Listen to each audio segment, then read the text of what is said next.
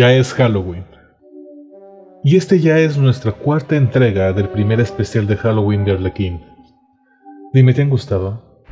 ¿Te gustó nuestra primera entrega del maestro Edgar Allan Poe y su cuento El gato negro? ¿O tal vez te gustó más la segunda entrega, ya que prefieres el estilo del maestro Lovecraft y su cuento El extraño? ¿Y qué es el tercer video? Y los cuentos del gran Horacio Quiroga. Seguro disfrutaste del almohadón de plumas y la insolación. Y entramos en la recta final de este especial de Halloween. Y en este cuarto video dejaremos el continente americano y nos iremos hasta Europa, para ser más específicos, hasta Irlanda, trayéndote a un escritor de misterio y horror clásico por excelencia, a Joseph Thomas Sheridan Le Fanu.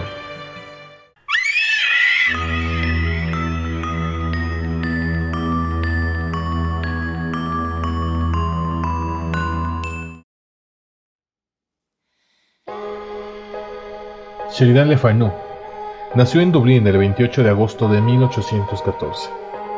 Fue un escritor irlandés de cuentos y novelas de misterio.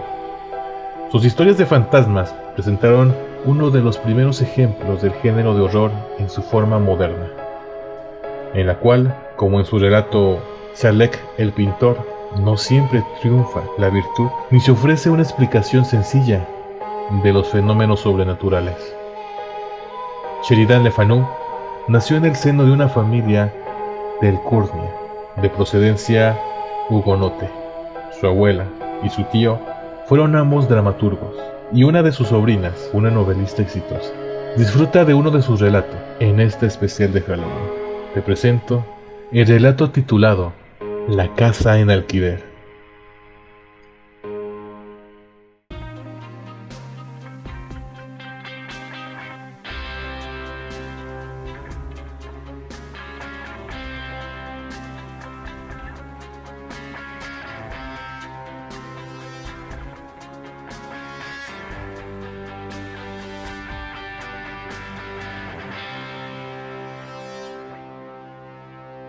Estuve mucho tiempo enfermo y mi médico me aconsejó que viajara a algún lugar tranquilo en Francia para alejarme del clima húmedo y brumoso de mi pueblo de mi natal Islanda. Cuando llegamos, los nativos del lugar me indicaron que había una casa en alquiler en un pueblecito de pescadores que se encontraba no muy lejos de allí. Me dijeron que se trataba de un lugar muy bello, con un clima excelente. Como el alquiler era bastante barato, acabé por aceptarlo, y 2 días más tarde llegamos a la casa en cuestión. Esta casa, me dijo el señor que me había entregado las llaves, perteneció durante cierto tiempo a un marino francés. Una vez cerrada la puerta, Jones me miró y me dijo bruscamente: «Señor, esta casa no me agrada en lo absoluto». Me eché a reír y contesté: «¿Qué le ves de malo?». Por mi parte la encuentro encantadora, bien amueblada, con buena iluminación y bastante soleada. John se encogió de hombros y subió el equipaje. Mi nueva vivienda se componía de una planta baja donde estaba el vestíbulo del salón, el comedor y un despacho, y de un piso superior, en el que se encontraban 3 dormitorios para los señores y 2 para los domésticos. Una mujer del pueblo vendría a hacer la limpieza y prepararme la comida, según pacté con el hombre que me rentó la casa. Me senté en el despacho y me puse a contemplar el mar. Instantes después llamaron a la puerta. «¡Entre!». Una pobre mujer, doblada por el peso de los años y la miseria, apareció en aquel umbral. «Soy Gabriela, su cocinera». «Muy bien, Gabriela, es un placer conocerla», respondí. «Arréglese con Jones para su salario». Después de cenar, Gabriela regresó a su casa y yo me acosté cansado por el agotador viaje. A los pocos minutos me quedé dormido. Un ruido extraño me despertó. Habría jurado que en la habitación estaba alguien más, respirando de forma muy rara. La oscuridad era total, por lo que no pude ver nada. Debo confesar que en aquel momento me sentí dominado por un terror espantoso. Me incorporé en la cama y grité: «¿Quién está ahí? ¡Responde! Habla de una buena vez, ¿quién está ahí? Nadie contestó, pero tuve la impresión, casi la certeza, de que alguien se aproximaba hacia mí. Sentí aquella respiración jadeante, cada vez más cerca. Volví a insistir, esta vez aún más nervioso. ¿Quién está ahí? Jones, si esto es una broma, es de muy mal gusto. De nuevo, no va a asustarme, díganme quién está ahí.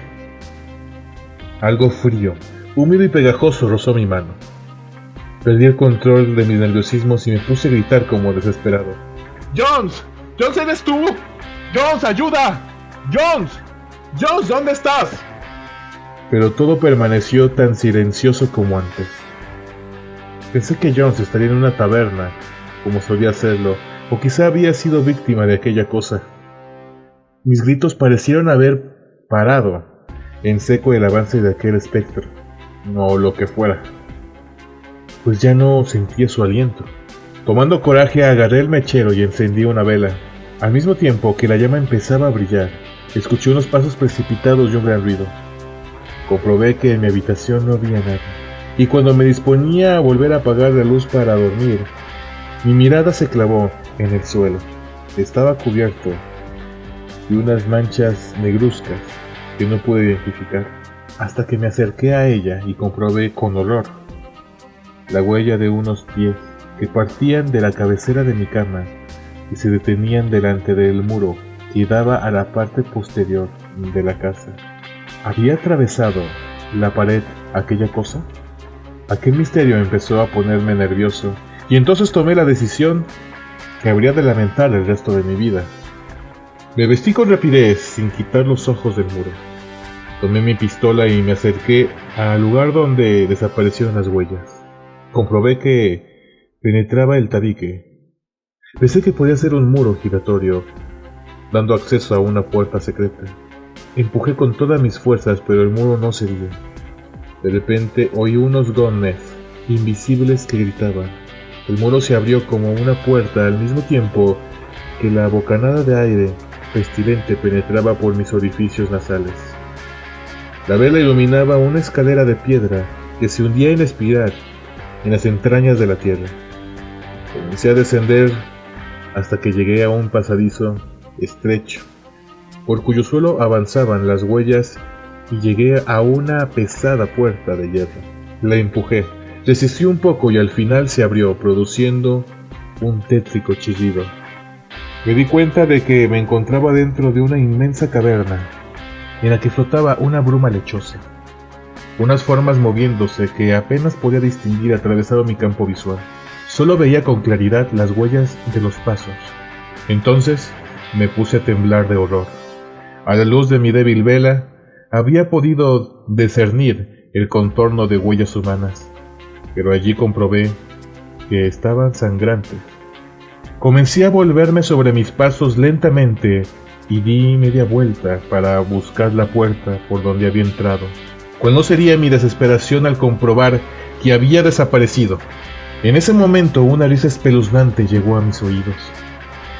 Me puse a correr como loco, mientras ruidos siniestros resonaban en la estancia y sentía que cosas inmundas me rozaban el cuerpo. Formas monstruosas parecían obstruirme el camino. La bruma era cada vez más espesa. Unas voces lanzaban alaridos en un idioma desconocido, y entonces comenzó a gotar sangre del techo de la caverna. ¡Oh! Michael O'Brien, dijo de repente una voz fuerte que rugió como un trueno bajo la bóveda del subsuelo. Me sobresalté al escuchar mi nombre, y tras armarme de un valor ilusorio, pregunté aterrorizado: Yo soy. ¿Quién es usted? ¿Qué quiere de mí? Lo único que debes saber es que me ayudarás a conseguir algo de gran valor para mí. Me quedé mudo de asombro hasta que la voz profunda y espeluznante retumbó nuevamente en el hondo antro. En el cementerio de Saint-Tropez hay una tumba sin cruz y sin nombre. Mañana debes llevar flores a ese sepulcro y pedir 3 misas a la iglesia por un alma atormentada. ¿Prometes cumplir mis deseos? Le prometí que cumpliría todo lo que me pidiera, y después se hizo un brusco y pesado silencio. Luego la voz me ordenó: Vuelve a tu habitación. La sangre cesó de caer, y la puerta de hierro apareció ante mis ojos, abriéndose por completo. No sé cómo pude encontrar el camino de regreso. Lo cierto es que minutos más tarde me hallé en mi habitación. A la mañana siguiente, Jones vino a despertarme y le pregunté: Dime una cosa, Jones. ¿A qué hora regresaste ayer? Como a las 12, señor. ¿Escuchaste algo sospechoso? No, señor. Jones siguió abriendo las cortinas con aparente tranquilidad, pero de repente se volteó con rapidez, clavó en mí sus acertados ojos y me dijo a quemarropa: Perdone, señor, pero anoche escuché cosas muy raras en la taberna donde estaba bebiendo. Unos pescadores me dijeron que esa casa ha sido habitada varias veces, pero que nadie puede permanecer en ella más de una semana, pues se rumora que está habitada por el espectro del fallecido dueño, Bailión. Necesitaba hablar con alguien, así que le conté a Jones todo lo que había sucedido la noche anterior. A medida que relataba los detalles, noté cómo se iba endureciendo su rostro. Cuando terminé de narrar mi historia, movió la cabeza como persona atendida en la materia y dijo: Creo que sé qué ha sucedido. Permíteme hacer una pequeña investigación personal para cerciorarme. Solo asentí con la cabeza y Jones comenzó a examinar el muro. Ya no había huellas sangrientas ni pedazos de materia negra. En vano trató de encontrar la entrada a la escalera secreta. Me propuso derribar el muro, pero le dije que ni lo pensara, pues la casa no era nuestra. Escúchame, Jones, olvídate de todo lo que te he dicho. Probablemente tuve una pesadilla, así que déjalo y ocupémonos de otras cosas. Vamos a dar una vuelta, vamos a salir, vamos a distraernos, vamos a olvidarnos de todo esto. A mediodía me pareció que Gabriela me miraba de forma extraña, con ojos en los que brillaban una oscuridad malsana. No le había dado importancia si hacia el fin de la comida no me hubiese murmurado al oído las siguientes palabras: San Tropez tiene un cementerio muy bonito. Me parece que al señor le gustaría visitarlo lo antes posible. Miserable vieja. Todos los terrores y angustias de la noche pasada acudieron a mi mente. Quise estrangular a la anciana, pero me contuve. Y pensé que debió de haber sido una coincidencia. No quise darme más miedo. Así que, como le dije a Jones horas antes, decidimos dar un paseo. Y eso fue después de comer, para olvidarme de mis pesadillas. Y por un momento lo conseguí, admirando las construcciones medievales del puerto y contemplando el mar en calma. Caminaba al azar hasta que una verja de hierro nos cortó el paso. La abrí sin ninguna dificultad, y momentos después nos encontramos en el interior del cementerio.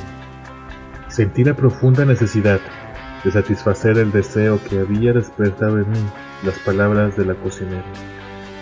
Saber si había soñado o no. El cementerio no tenía el aspecto mórbido de nuestros panteones islandeses. Jones, que era sumamente supersticioso, me esperó afuera. Me puse a recorrer el cementerio mirando fijamente cada una de las tumbas. De repente me sentí dominado por una sensación de terror. Me encontré con una lápida gris, desnuda, triste, sin inscripción ni flores. Su apariencia producía mucho asco. Creí que volvía a escuchar la extraña voz de la caverna. No podía soportarlo y salí corriendo. Esa misma tarde me marché de San Tropez. Había intentado enterarme de aquello que encerraba la tumba, pero nadie supo decirme nada. Cuando escuchaban mis preguntas, se santiguaban y me dejaban solo. Entonces me acordé de Gabriela. Ella tendría que darme algunas explicaciones. Desgraciadamente, nunca pude encontrarla. La incertidumbre fue más fuerte que el miedo, y cumplí mi promesa. a aquello que habitaba la caverna. Cubrí de flores, las flores más hermosas que pude conseguir, la misteriosa tumba. Y luego fui a ver al cura y le pagué 3 misas por el eterno descanso de un alma en pena. Pero él me respondió: lo siento, pero no puedo hacerlo. Necesito una explicación. Le conté mi increíble historia, sin ahorrar el más mínimo detalle, desde aquella primera noche en que entrara a mi habitación el extraño, furtivo visitante, hasta el instante en el que oí su siniestra voz, haciéndome prometer que haría dar 3 misas por un alma en pena. El sacerdote me escuchó con mucha atención, y cuando terminé mi relato se quedó pensativo, como si meditara sobre todo lo que le había dicho. Luego se levantó y me dijo: la iglesia desconfía de todo tipo de visión del infierno. Creo que su sueño, en relación con la tumba misteriosa, no es más que una simple coincidencia. Yo no dije nada más. El sacerdote al final aceptó hacer las misas. Yo salí de la sacristía con la conciencia en paz. Entonces una voz proveniente de ningún lado me dijo claramente: Gracias. Gracias, mi amigo, Michael Grant.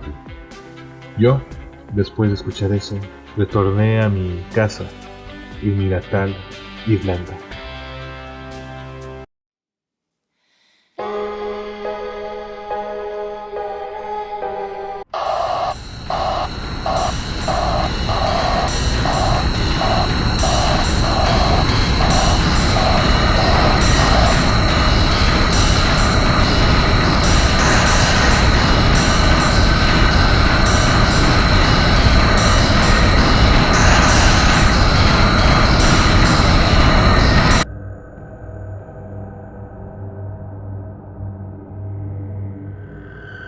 Este relato que te voy a contar, sin ningún tipo de guión, y tratando de recordar las palabras exactas de quien me lo contó, ocurrió ya hace varios años, y mientras estudiaba en la Universidad de San Buenaventura, en Medellín, muy cerca del río de Medellín. En aquellos años nos encontramos con un profesor muy supersticioso. Este profesor, que era médico, nos contó sus vivencias que tuvo en sus años de residencia. Para su desgracia y buena fortuna para nosotros, tuvo que hacer escala en la morgue. El cómo llegó ahí no lo tengo muy claro, pero eso no es lo importante. Él lo único que dijo era que solo pretendía tener no más que noches de aburrimiento y soportar tal vez malos olores provenientes de algún cadáver ya en estado de putrefacción. Pero dice que en realidad lo que vivió fue muy aterrador, y fue algo tan siniestro que lo hizo reconsiderar la vida después de la muerte, y también hizo reconsiderar la existencia del alma y del espíritu en sí.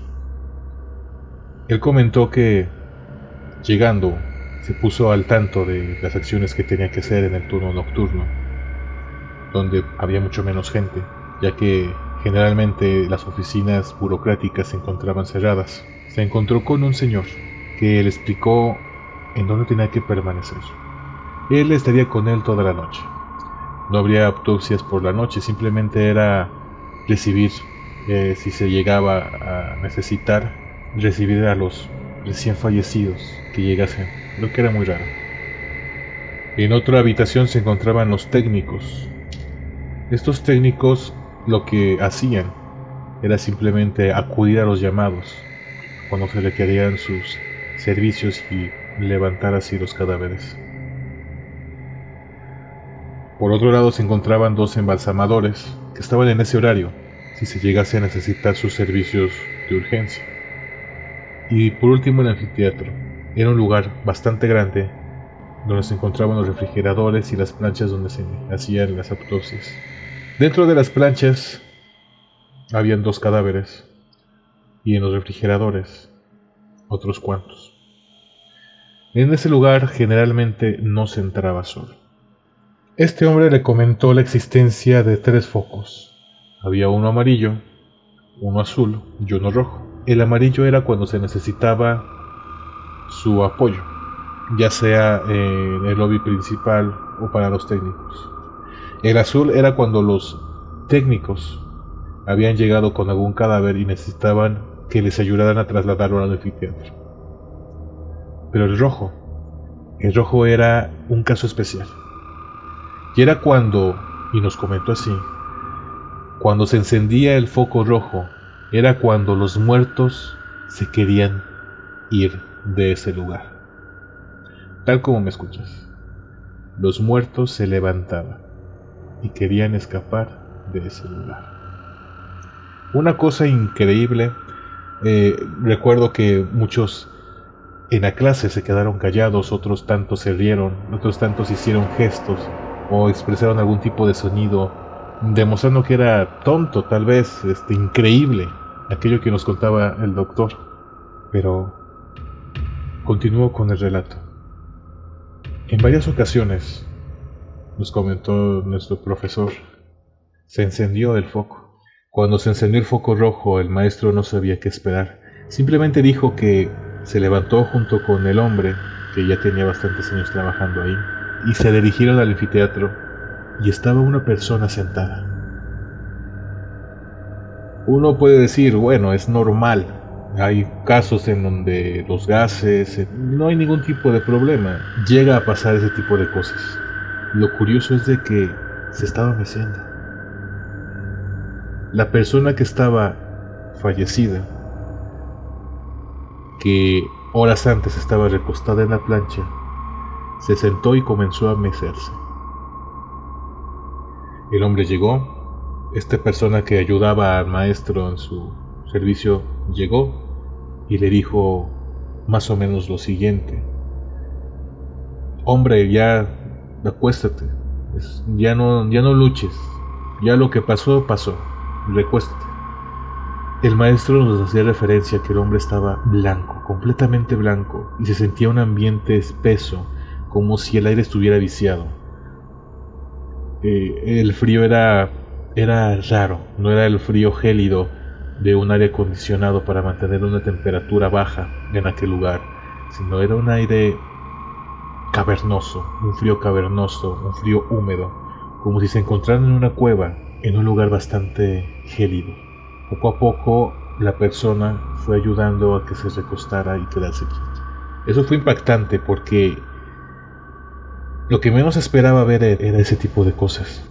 Le preguntó el maestro a la persona que le estaba ayudando, que era el vigilante, por así decirlo, era el encargado de la morgue en aquella instancia, que qué es lo que había pasado.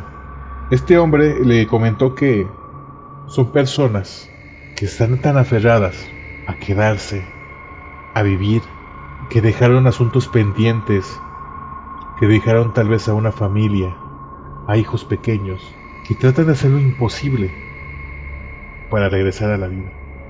El alma se aferra tanto al cuerpo ya fallecido, al cuerpo ya sin vida, que llegan a hacer actos que son biológica y físicamente imposibles.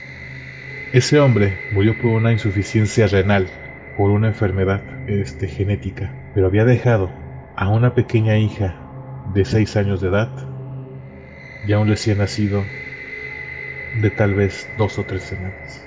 En los 6 meses que estuvo el maestro de guardia en la morgue, dando fe como técnico, dando fe en su servicio social y cómo practicar las autopsias, todo lo referente a, dice que vivió escenas bastante perturbadoras. Nos contó el caso de una niña que había muerto en una caída. Se cayó la niña en un juego mecánico de una feria y desgraciadamente se desnucó.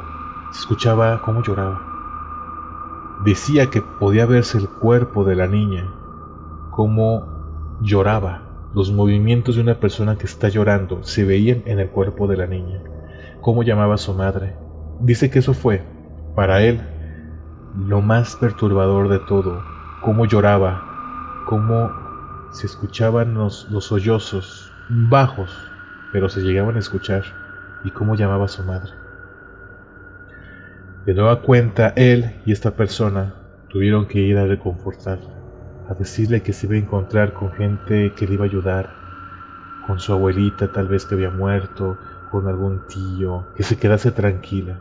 En otra ocasión, y fue donde estuvo a punto de dejar todo y marcharse y dedicarse a otra cosa, fue cuando uno de los fallecidos, un hombre de 50 años que murió de un paro cardíaco, según nos contó él, estaba caminando, dando vueltas por las planchas y dando vueltas por todo lo que era el anfiteatro.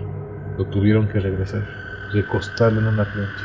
Por eso este maestro nos contaba que veía varios de los refrigeradores con candados. Unos podría pensar porque, no sé, se encontraba algún cuerpo ya en estado avanzado de descomposición para que no se escaparan los gases, para evitar que hubiese algún tipo de problema, pero al final era para que no se salieran los muertos de ahí. Otro relato que supe fuera de niños pequeños que llamaban a sus madres. También habló de una señora que les dijo a él y a la otra persona que estaba ahí con ellos que le avisaran a su hija Andrea, que le avisara a su hija Andrea, que le avisara a su hija Andrea. Después se supo que la hija Andrea de esta señora que falleció, pues se habían peleado y se habían distanciado ya hace años atrás. Ya queda en ustedes si creer o no en este relato que les acabo de contar.